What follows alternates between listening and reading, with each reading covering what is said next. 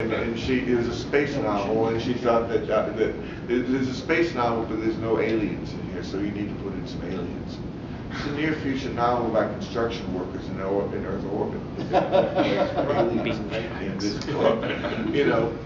And then shortly after this, Ginger Buchanan at Ace contacts me, and she says, "We like the book. We want it." Like, actually, oh no, I'm getting ahead of myself.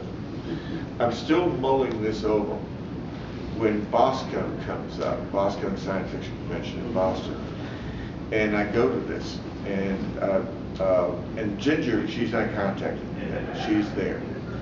So I go up to her and I introduce myself, and she says, "Oh, you're Alan Steele. Let's go have coffee." So we're having coffee together, and she says, just very matter-of-factly, "Yes, we very much like your first novel. We'd like to buy it." Like that.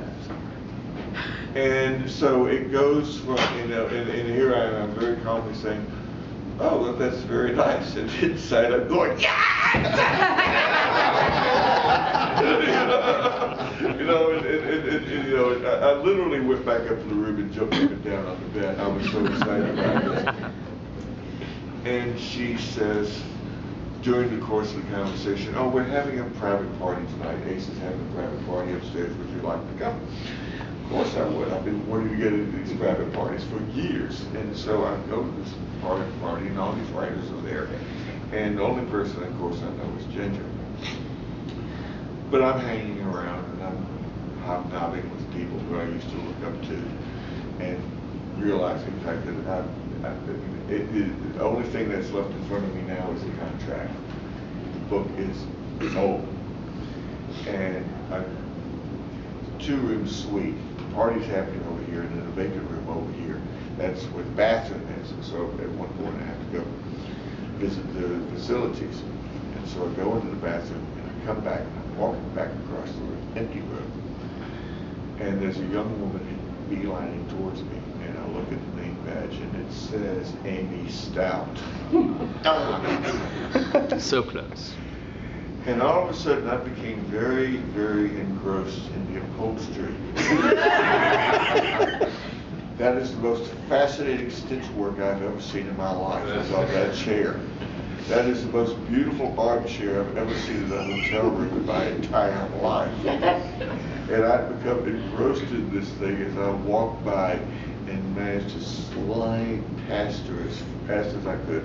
And then I went back into the room with her going the entire way. And then I went and made some quick excuse to Ginger of why I couldn't stay. Excuse me, let me finish this up. And then split out the door. And later, Amy Stout wrote to me and said, "I thought I saw somebody who might be your name badge, but he walked past me so fast, and she's being diplomatic. And I had, are you interested still in having the book published?" And I had to write her and say the book has been sold to Ace. And then fortunately, but I did not say anything about that. I didn't say anything about this to Ginger for 10 years, until finally, after I published more than a dozen novels at Ace, in conversation with her, I told her about this. I told her anecdotally about this whole story, and she said if we had known that, we would have turned down the book.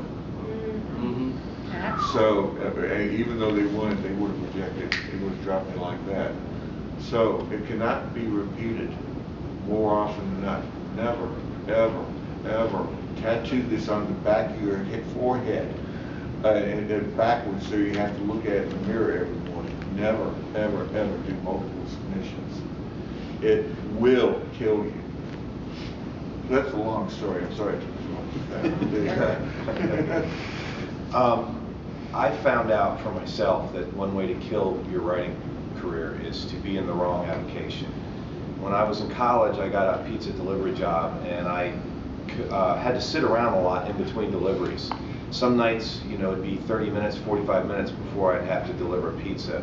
And I said, okay, I wasn't counting on having this time for anything else. I'm just going to work on the science fiction novel I have in my mind.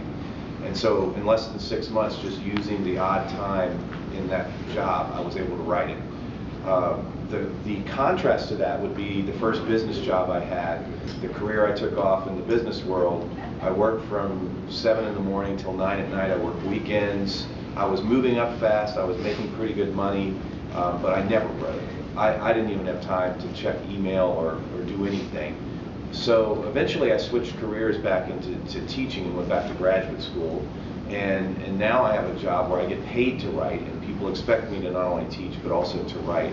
And so in my experience, I found that what I actually do to make a living can have a real impact on whether I can write very much or not. And so if you're interested in writing, don't fail to take into consideration what you need to put bread on the table, because even though I make less money as a teacher than I made when I worked in business, that trade-off in having the ability to write is more than worth it. That's a great point. I remember talking with one of our editors at Bain, and his contention was that to have a writing career, you really need to either be able to live very, very simply on very little in order to have just take small jobs and still have time to write, or you need to marry well.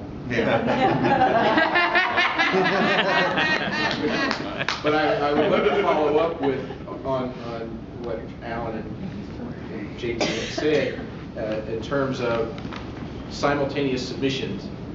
Our guidelines are a little less direct in that regard. We say we prefer not to receive simultaneous submissions, and we really do. And it really bothers me when I send somebody a note and say, hey, thanks for submitting this, thought it was okay, not going to fit what we need, and I get a note back and they say, oh, I just sold that book 2 months ago. Well, thank you very much for making such good use of my time. But worse than that, in my opinion, was this one that I received that says, I hope you enjoy this piece enough to entertain taking me on as a writer for Dahl. Now I understand, because I'm on the writing side of it too, that sometimes you take the cover letter that you used the last time and you sort of rework that and send it out. But it really is nice if you make sure you're sending it to the right place. How did you respond? Should all of it. I really think I just said this standard, dear author.